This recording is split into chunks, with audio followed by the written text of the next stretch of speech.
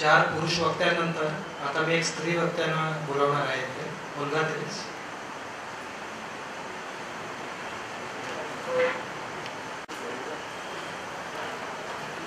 Mrs. Gothoskar and your lovely family, I was very pleased to see these pictures that you all have shown here today, because I never knew this side of Gothoskar at all. It was so beautiful to see him visiting so many places and being so active and enjoying life.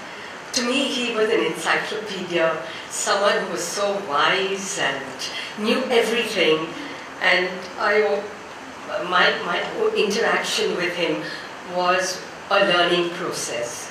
I have to admit that I am what I am, or I know what I think so much about Maharashtra is only because of Gothoskar.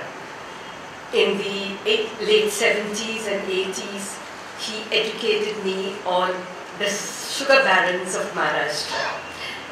One had heard so much about sugar cooperatives and all, but he taught me the politics of sugar, which was so exciting and fantastic. I mean, I just can't say how much I owe to him.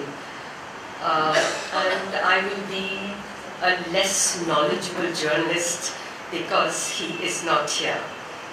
I want to say that how generous he was, because when I filed the case on behalf of pavement dwellers, I did it as an individual. And he told me, I will cyclostyle your petition for you. And I said, oh. But he did it. He made, because you have to make many copies, about 15 to 30 copies. And in those days, he cyclostyled it for me. And he was so concerned. He always asked if I needed any help. And I thought just cyclostyling this was just so fantastic. And throughout my career, whenever I wanted to know anything, I would ask him. It was like one of the speakers said, going to Google or Wikipedia. And it was more than that, because he repeated it and he explained it. It was not sort of one-dimensional. And like, for instance, this delimitation, I didn't know what it was all about. To me, it was so esoteric. But the way he explained it, and explained how politicians had manipulated this delimitation in order to facilitate some of them winning and getting more votes. It was just incredible how much he knew and how much he taught you. You know, he was like a teacher. You went to him and you came back so much wiser. And he had the patience to sort of explain again and again if you didn't understand the first time. And he would come with, if he wanted a story done, he would come with all the information and with his little bag and thousands of papers in them, because he always gave you the proof for whatever he had to say. And even in my office, my colleagues who had the sort of privilege to meet him were so shocked when I told them what had happened. And no one could believe it, because I just can't imagine the world without Gothoskar.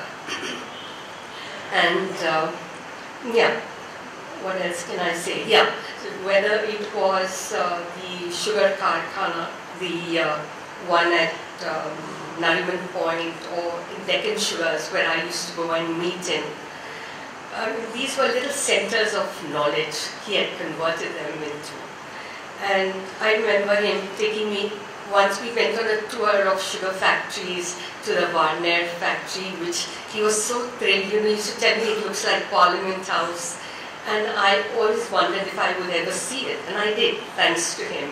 And so he took me to various aspects of the sugar cooperative movement, and for which I am very grateful. And one of the speakers mentioned how he would give a list of what chief ministers and other ministers should know. And he was so philosophical if they didn't bother about it. Because I know some of the politicians he sent to didn't even acknowledge, but he accepted it because to him it was his duty. And he did his duty. And in fact, he knew what was so amazing about him was that he knew every detail about everybody that was worth knowing. And for instance, like this, the present chief minister, he told me something about how when he had to go abroad for his studies, his father had to get his shoes stitched and repaired because that was the only pair he had. And everyone asked me, how do you know this? And I said, well, Gothoskar. Okay, I think I'm pronouncing the name wrong. Gothoskar. So, I think everyone has said what I was saying. To me, he was the wisest man on earth. And an encyclopedia, anything. I mean, he knew everything about everybody, down to the last detail.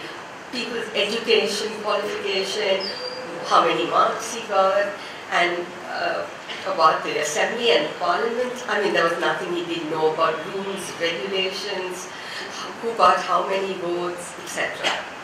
I can only hope that wherever he is, and with God making such a mess of running this world, I hope he gives some tips to the Lord to run our country in a much better way, and the world.